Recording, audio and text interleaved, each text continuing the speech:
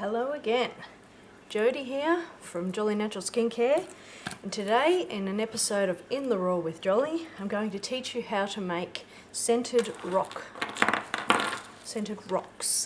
Now these are some that I made several years ago. They've since lost their scent, and so I'm going to make some more today so that I can use them in my intimates drawer, in my car, wherever you want to sort of freshen up the place, get some nice smell going. Alright, so we begin with 2/3 cup of bicarb soda, and to that we add 1/4 cup of citric acid. That's your basic recipe there, very easy, very simple. Now to this it says 30 drops of essential oils. 20 drops is about a ml, so if you get yourself a sort of 1 1/4 ml spoon,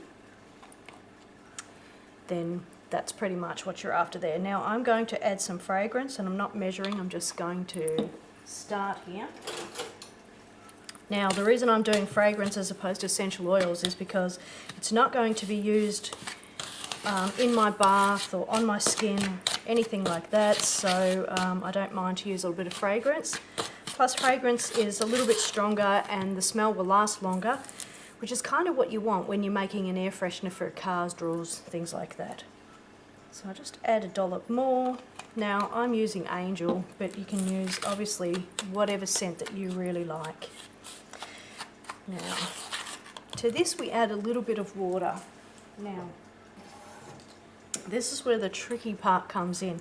You want to make it so that they're just the right consistency. If you add a little bit too much water, the rocks will grow and it'll be ruined. You want to turn them in, you want to be able to roll them into little balls.